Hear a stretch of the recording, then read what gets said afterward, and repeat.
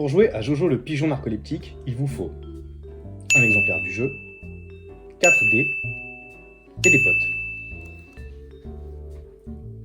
Alors voilà comment on joue à Jojo le pigeon narcoleptique. Donc on commence par poser la carte de Rizzo au centre de la table, qui est le chat qui va essayer de bouffer les pigeons. On prépare nos dés. Moi j'ai mis une petite coupole dans laquelle lancer les dés, c'est juste pour éviter qu'ils se barrent partout pendant la présentation, mais vous faites bien comme vous voulez.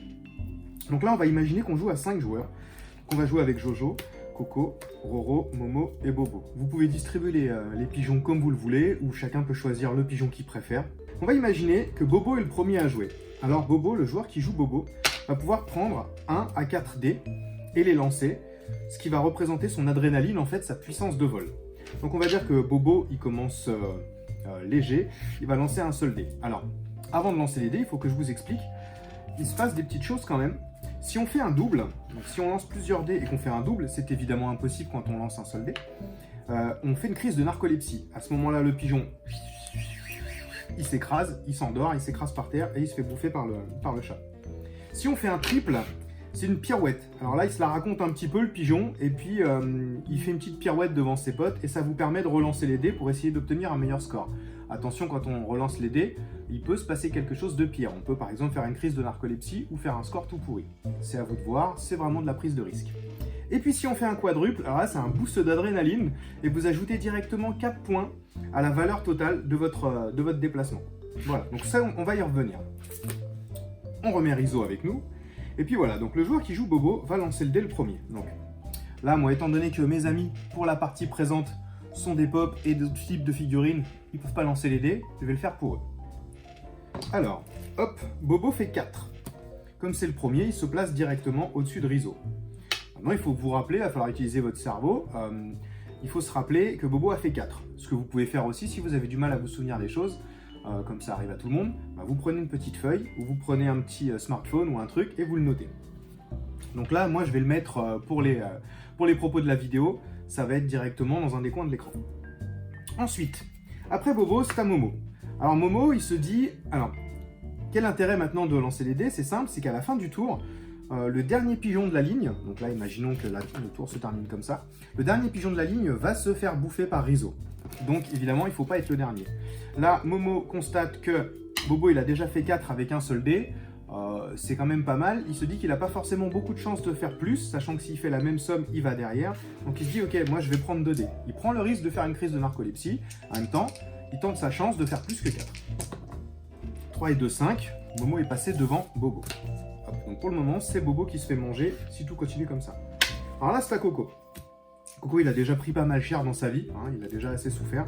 Alors Coco, il se dit, bon, 5 avec 2 dés, je suis sûr que je peux faire mieux, il reste sur 2 dés. Si c'est 4, 10, c'est parfait. Coco est devant, même s'il boite un peu quand il vole, mais il est devant. Donc maintenant, c'est à Jojo. Jojo, il se dit, 6, c'est chaud. En même temps, le pire, il a fait 4. Bon, je vais prendre 2 dés. Sachant que, quand on doit prendre des dés, on ne peut pas prendre moins de dés que le joueur précédent. Donc là, si Coco a pris 2 dés, Jojo, il ne peut pas se dire j'en prends qu'un. Il est obligé d'en prendre 2, 3 ou 4.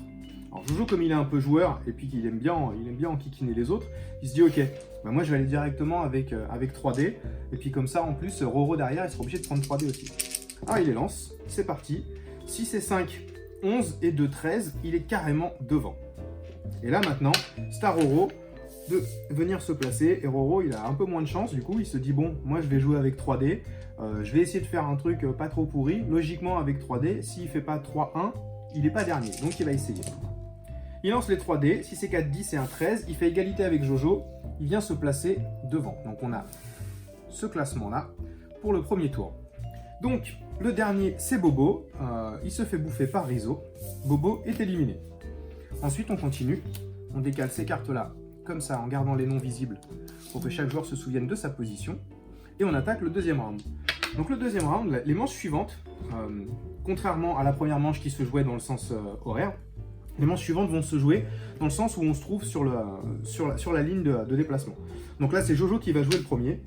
Et Jojo, il va se dire, ok, bah moi j'y vais comme un ouf, j'attaque avec 3 dés. Donc il met la pression à tout le monde. Avec ces 3 dés, il fait un super score. Il vient se placer ici. Donc il fait 13. Roro est obligé de faire 13 ou plus. Donc Roro, il se dit, bon, moi, perdu pour perdu, j'utilise mes 4 dés. Il prend ses 4 dés, et là, vous le voyez, pas de chance, il fait 2 doubles. Donc en fait, un seul double suffit. Le double, je vous le rappelle, c'est une crise de narcolepsie. Donc lui, il est là. Il s'écrase ici. Ça veut dire qu'à la fin de cette manche, peu importe qui sera le dernier, Rizzo bouffera tous les oiseaux qui ont fait une crise de narcolepsie. Donc là, il reste Coco et Momo, qui doivent eux aussi lancer 4 dés. Hop là, Coco fait aussi un double, il vient s'écraser aussi, il se fera bouffer à la fin du tour. Et enfin Momo, qui est pas là, qui a peut-être un petit peu peur. Et Momo qui réussit 1, 2, 3, 4, il se place derrière Jojo. Alors normalement, il aurait dû se faire becter, mais comme il y a déjà des pigeons et que Rizzo n'a pas à s'exciter à grimper sur les toits, il a directement 2 pigeons endormis devant lui, il les bouffe, ils sont éliminés, et on attaque du coup la finale. Alors ce qui peut se passer pendant la finale aussi, Jojo est toujours devant, si jamais les 2 pigeons font une crise de narcolepsie par exemple, eh ben tout le monde a perdu, sauf Rizzo, puisqu'évidemment Rizzo l'emporte toujours.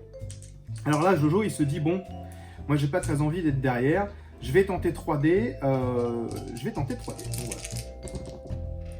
Il fait 6 et 5, 11, 12, 13, 14, c'est quand même un spécialiste des gros scores Jojo. Et donc maintenant Momo se dit ok, le tout pour le tout, on va lancer 4D. Mais 4D forcément ça veut dire beaucoup plus de possibilités de faire des crises de narcolepsie puisqu'on a 4D au lieu de 2. Au niveau des statistiques, Mathieu aurait adoré vous faire un calcul, c'est beaucoup plus risqué. Mais bon, il veut pas perdre et puis de toute façon il risque de se faire bouffer quand même. C'est parti, et malheureusement il avait fait un super score, mais dans le super score il y a un double 6 et là il vient s'écraser ici. Et donc Rizzo le mange et c'est Jojo qui l'emporte.